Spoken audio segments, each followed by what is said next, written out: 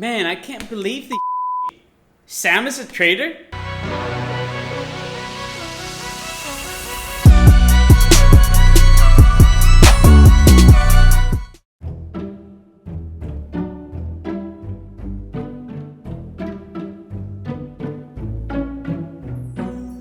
What's up everyone, welcome back to another video. As always, my name is Orlando Martel and this is Martel Dynamics. Look, I got ahead of myself. I read like 3 pages of today's chapter before I started recording, so here I am. Last chapter we read was A Shortcut to Mushrooms, and we basically ended up where Frodo, his 2 friends, and Mr. Maggot got to marry Brandybug. Whatever. The point is, Frodo got safely to marry Brandybug. So today's chapter is A Conspiracy Unmasked, right? Let's see. There it is. Alright, so I'm gonna tell you what I have read. Let's go. So in this chapter, they got safely to marry Brandybug, right? So remember the last video that I was confused if it was really a ferry, a boat, or if it was just a crazy name for a house or something. No, it's actually a ferry. I'm gonna read your first sentences that clarified this for me. It says, they turned down the ferry lane, which was straight and well kept and etched with large whitewashed stones. In 100 yards or so, it brought them to the riverbank, where there was a broad wooden landing stage. A large flat ferry boat was moored beside it. The white bollards near the water's edge glimmered in the light of the 2 lamps on high posts. Behind them, the mist in the flat fields were now above the hedges, but the water before them was dark, with only a few curling wisps like steam among the reeds by the bank. There seemed to be less fog on the further side. So, as J.R.R. Tolkien usually does, he explained in a lot of detail how they got from point A to point B. Okay, so that's what I love about these books, because I get so into the book. I mean, I started reading before I actually started recording, and I had to stop myself, no joke, because I find this literally interesting. Before we get to the point where this starts getting, sketchy, interesting point is that they explained how this Brandybug lands came to be.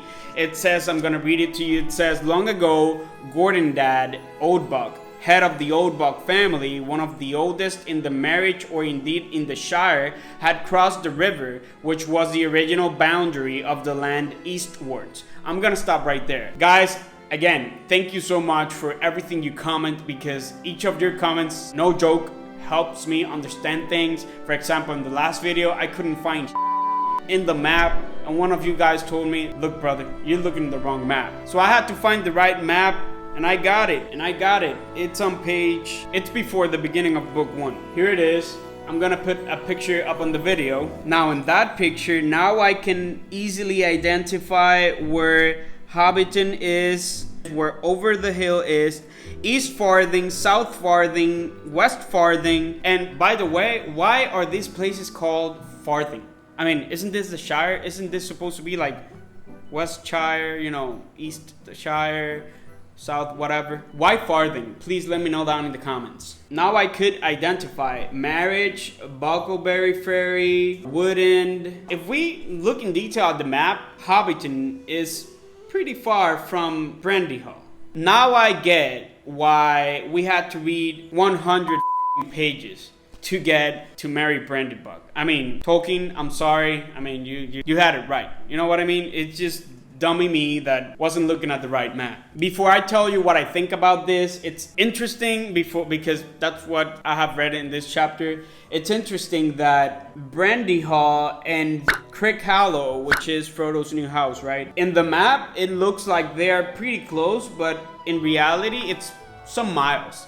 And we know that, that point, Brandyhall to Brandywine Bridge, we know that there are some like 20 miles. We're gonna read it soon. So okay, I'll continue reading. It says that he, referring to Gordondad Oldbuck, the head of the Oldbuck family, built and excavated Brandyhall, changed his name to Brandybug, and settled down to become master of what was virtually a small independent town. Further down in the paragraph, it says that the people in the marriage were friendly with the Bucklanders, and the authority of the master of the hall, as the head of the Brandybuck family was called, was still acknowledged by the farmers between Stuck and Brushy. So here's the point. Just because they were at the other side of the river, it says that, further in the next paragraph, it says that they were half foreigners because they weren't literally part of the Shire, but they are literally next to the Shire. Just a simple, small body of water divides them. Unless the river is like mile, width, why would they consider them foreigners? They are literally in the Shire map. I don't get it. It says, most of the folk in the old Shire regarded the Bucklanders as peculiar half-foreigners, as it were. It's like saying that here in the United States, Hawaii are foreigners just because they are not connected to the 48 continental states. Doesn't make sense. But whatever. Here's the interesting part where I more or less left off. It says that, so they're crossing the river, right? Tolkien is explaining how cold the water was, how the air is, who is talking, who's not talking, whatever. And suddenly, Mary Brandybuck says, "Look back, Mr. Frodo. Do you see anything?" On the far stage, under the distant lamps, they could just make out a figure. It looked like a dark black bundle left behind. But as they looked, it seemed to move and sway this and that, this way and that, as if searching the ground. It then crawled or went crouching back into the gloom beyond the lamps. Do you see why I think they are dogs? It's weird. It's bizarre. Who crouches and just sniffs the ground to see? What are they? What in the Shire is that? Exclaimed Merry. Something that is following us, said Frodo. Don't ask any more now. Let's get away at once. They hurried up the path to the top of the bank, but when they looked back, the far shore was shrouded in mist, and nothing could be seen. Thank goodness you don't keep any boats on the west bank, said Frodo. Can horses cross the river? And here's the part where I said that it's 20 miles Brandywine Bridge from, the ferry boat. It says, they can go 20 miles north to Brandywine Bridge, or they might swim, answered Mary. Though I never heard of any horse swimming the Brandywine. But what has horses has to do with it? So, of course, Mary Brandybuck doesn't know the details as specifically as Frodo knows them, right? So basically Frodo says, I'll tell you later, let's get indoors and then we can talk. Which, by the way, where the is Gandalf? He's a lot of talk. I'll protect you. I'll have to go with you. You remember in the previous chapters when with the party and everything, and they and Gandalf all with his big mouth. Oh, I have to go with you because this might be dangerous and whatnot. And bro, where are you? I know I'm guilty of talking a lot of about this old man. I know that probably he is a beast, but he hasn't done. He's not even a man of his word. Of course, you might say that he's not a man, but whatever. He's a wizard. Still applies. Whatever, enough with the Gandalf hate for now. So Frodo, Pippin, and Sam start walking to this house where they're supposed to be. They basically got there. By the way, Mary Brandybuck wasn't a horse, so she left them behind so they could walk and she could get faster to the house. So she could get the house ready, the food ready, supper, and everything. So when they got to the house, Mary said, well, what do you think of it? Asked Mary coming up the passage. And basically the house was beautiful. It was everything Frodo could have asked for if he wanted to stay there. But here's the point that Mary Brandybuck doesn't know. And that is that Frodo is escaping from something dangerous. Okay? With that in mind, he cannot stay anywhere permanently because these fucking dogs will find them.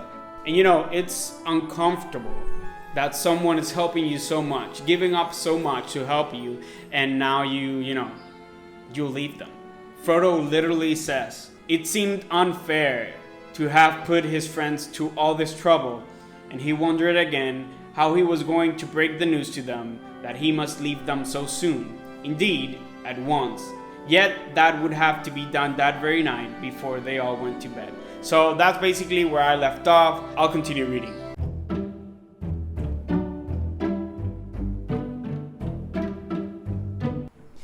Okay, I'll stop real quick. It says that, so they were going to take a bath, right? Mary Brandybog brought hot water, I think. Pippin says, "A bath! Oh, blessed Mary Dog! Which order shall we go in?" said Frodo. "Eldest first or quickest first?" "You'll be last either way, Master Peregrine." Yo, not to be politically correct here, but Frodo is fat shaming Pippin, okay? Hey, it is what it is.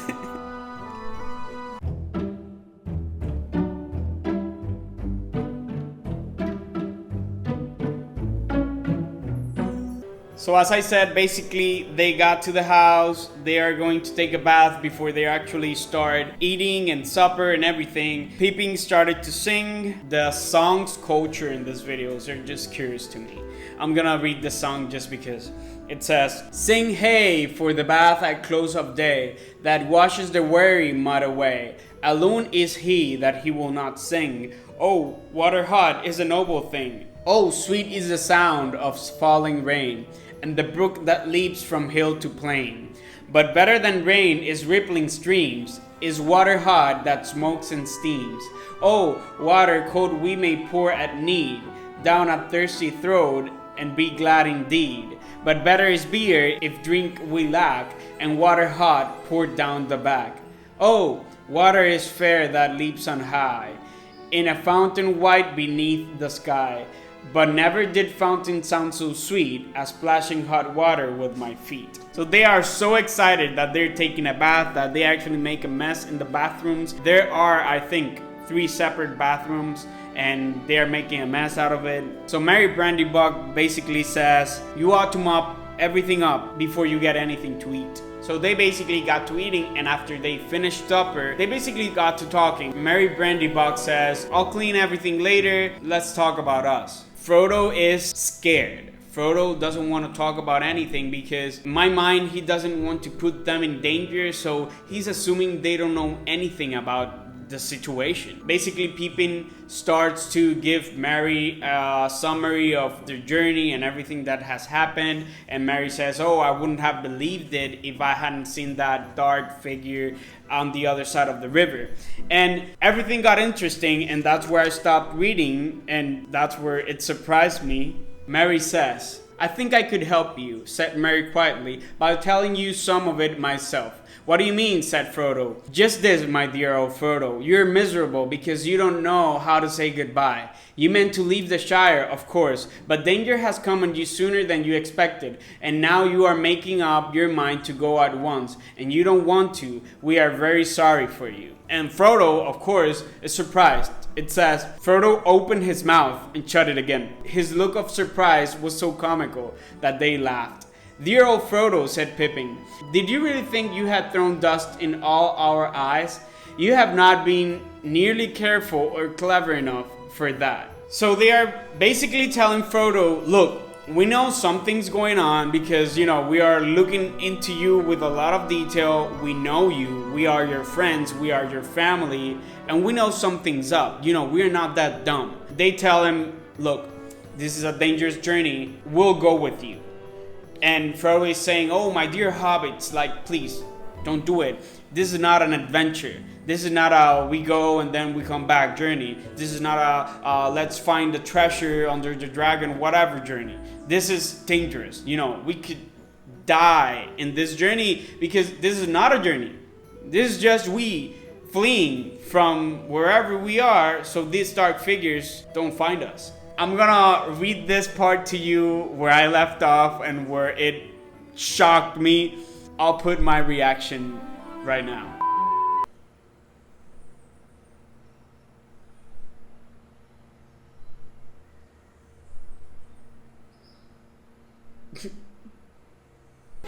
Guys, it says, "Of course we understand," said Mary firmly. "That is why we have decided to come. We know the ring is no laughing matter, but we are going to do our best to help you against your enemy." I don't know what to say. How does she know about the ring? Has Gandalf come to talk to her? Is this all planned by Gandalf? Yo, that's where I left off. We have 2 pages until the chapter ends, so I'll probably finish the chapter and come back to you.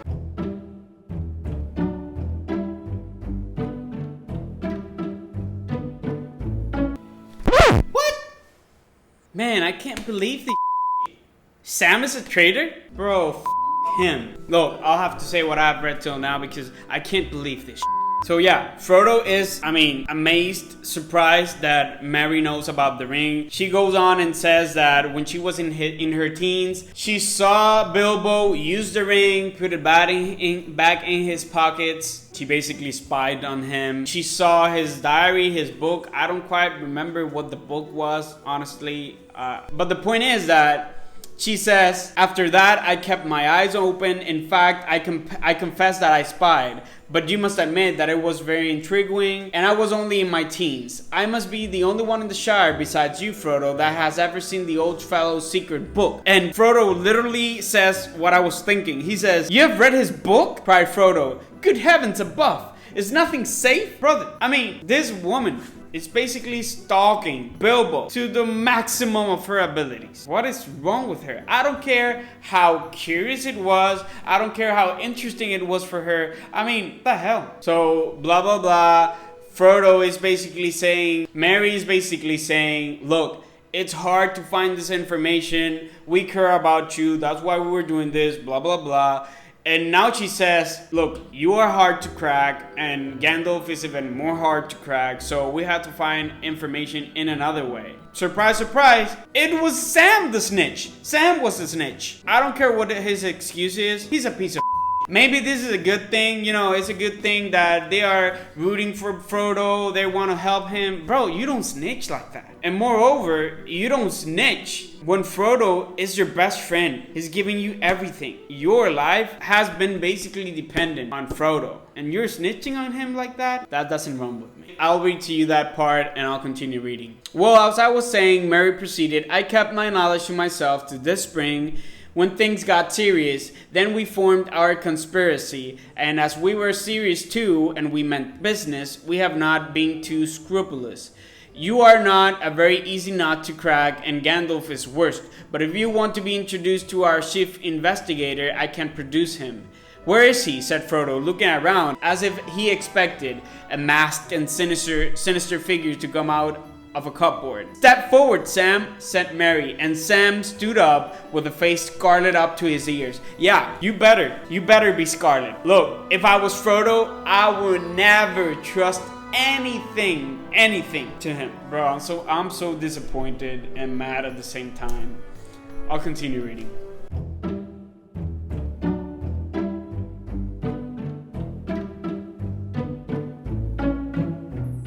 I finished the chapter. I guess I was mad for no reason because the part where they were saying that Sam was spying on him and snitching to Merry Brandybug was, that time before he got caught by Gandalf and Frodo. So I guess everything's good. That everyone's going in their journey besides Fatty. Peregrine is his name, right? He's staying in the house. They are so happy, Merry Brandybug and the others, that their conspiracy became true and that, everything is according to their plan, that they made up another song for this occasion. It says, farewell we call to hearth and hall, though wind may blow and rain may fall. We must away ere break of day, far over wood and mountain tall, to Rivendell, where elves yet dwell, in glades beneath the misty fell. Through moor and waste we ride in haste, and whither then we cannot tell. With foes ahead, behind us dread, beneath the sky shall be our bed, until at last our toil be past, our journey done, our errand sped. We must away, we ride before the break of day. So they're now deciding what will they do, because Frodo says, very good. But now, in that case, there are a lot of things to do before we go to bed, under a roof, for tonight at any rate. Oh, that was poetry, said Pippin.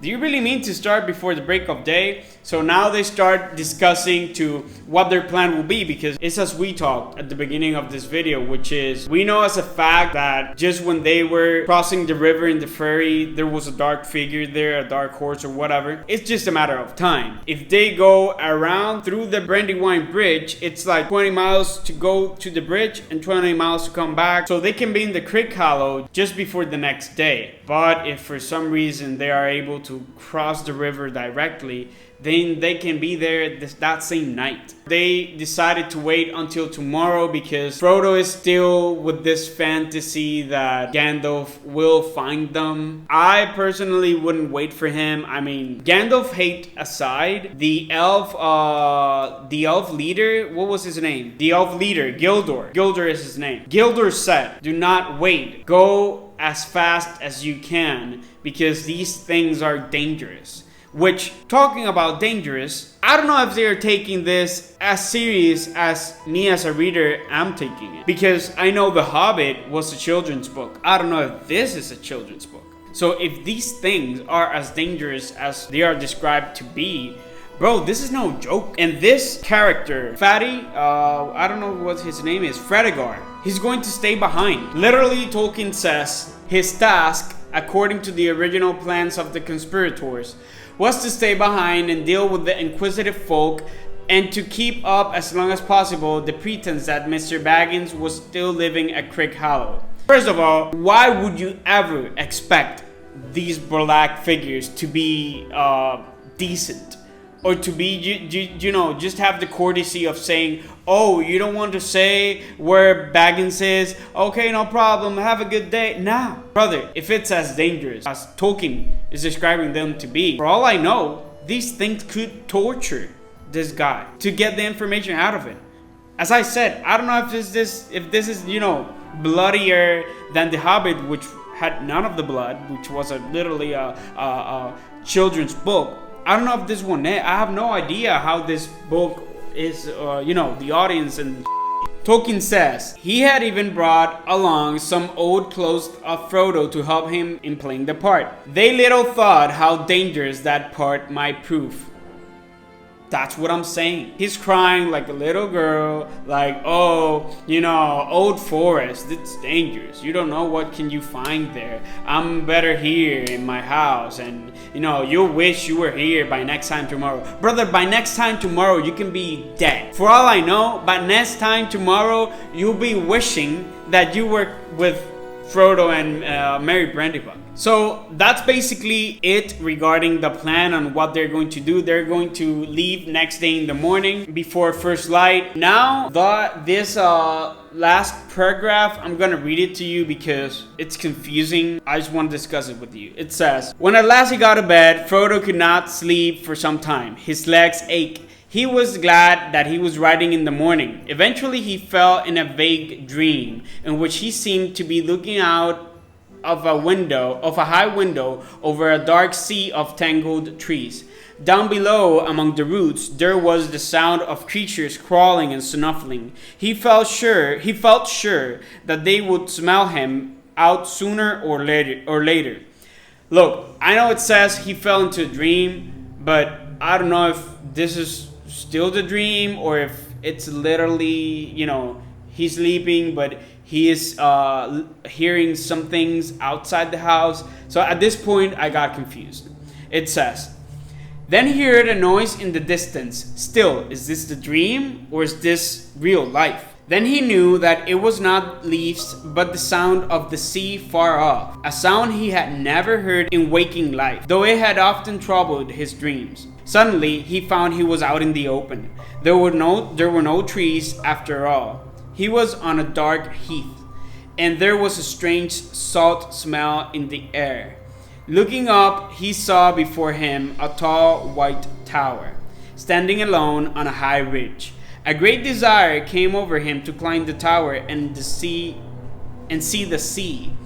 He started to struggle up the ridge toward the tower, but suddenly a light came into the sky, and there was a noise of thunder. I'll tell you what, when I read this the first time, I thought of the Wizard Council, the Council of Wizards, in which, you know, Gandalf is part of.